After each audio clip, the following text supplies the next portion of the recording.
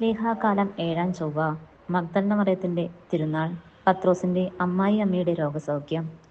ആചാരവിധികളെയും പാരമ്പര്യങ്ങളെയും തൃണവൽക്കരിച്ചുകൊണ്ട് അനേകം വനിതകളും അവനെ അനുഗമിച്ചുകൊണ്ടിരുന്നു. വിശുദ്ധ മർക്കോസിന്റെ സുവിശേഷം 4-ാം അധ്യായം 3-9 വാക്യങ്ങൾ. കുരിശ് ചുമന്നു പോകുമ്പോൾ പുരുഷ ശിഷ്യന്മാർ ഓടി ഒളിച്ചപ്പോൾ സ്ത്രീ ശിഷ്യകൾ ആദ്യാവസാനം ഒട്ടും ഭയപ്പെടാതെ അവനോടൊപ്പമുണ്ടായിരുന്നു.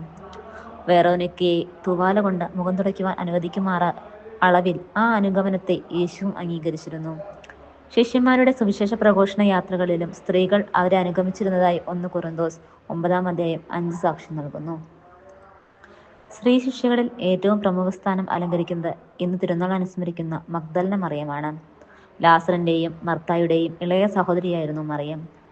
യേശു വിരുന്നുണ്ണുമ്പോൾ ഒരു സ്ത്രീ വന്ന് കാൽ കഴുകാൻ ഇടയായ കുഷ്ഠരോഗിയായ ശിമിയോന്റെ വീടും ബഥാനിയായിൽ ആയിരുന്നതിനാൽ അദ്ദേഹം ഇവരുടെ പിതാവായിരുന്നുവെന്ന് അനുമാനിക്കുന്നവരുണ്ട്. മത്തായിയുടെ സുവിശേഷം 26-ാം അധ്യായം 6-10 വരെ, മർക്കോസിന്റെ സുവിശേഷം 14-ാം അധ്യായം 3-9 വരെ, യോഹന്നാന്റെ സുവിശേഷം 12-ാം അധ്യായം 18 എന്നീ ഭാഗങ്ങൾ താരതമ്യം ചെയ്തു വായിക്കുക. അപ്പോസ്തലന്മാരുടെ അപ്പോസ്തല എന്നാണ് വിശുദ്ധ തോമസ് അക്വീനസ് അവളെ സംബോധന ചെയ്യുന്നത്. സുവിശേഷ പ്രഘോഷണത്തിന്റെ മർമ്മപ്രധാനമായ യേശുവിന്റെ ഉയർപ്പിനെ ആദ്യം പ്രഘോഷിക്കാൻ ദൈവം തിരഞ്ഞെടുത്തവളായതിനാൽ ഫ്രാൻസിസ് മാർപ്പാപ്പ ഈ തിരുനാളിനെ അപ്പോസ്തലന്മാരുടെ തിരുനാളിന് തുല്യമായ സ്ഥാനമാണ് നൽകിയിരിക്കുന്നത്.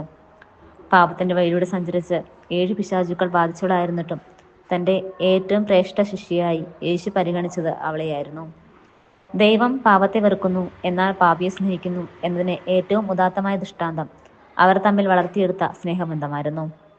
പലവിധ വ്യഗ്രതകൾ ഉപേക്ഷിച്ച് ദൈവത്തിന്റെ പാദാങ്കത്തിലിരുന്ന നല്ല ഭാഗം തിരഞ്ഞെടുത്തതിലൂടെ അവളുടെ മുക്തകണ്ഠം യേശു പ്രകീർത്തിക്കുന്നുമുണ്ട്. നല്ല കള്ളനും സക്കേവൂസും തുടങ്ങി നല്ല ഭാഗം തിരഞ്ഞെടുത്ത് രക്ഷപ്രാപിച്ചവരുടെ നീണ്ട നിര പാപത്തിന്റെ വഴിയിലൂടെ സഞ്ചരിക്കുന്ന അനേകർക്ക് തിരിച്ചു വരാനുള്ള പ്രചോദനമാണ്. ആമേൻ.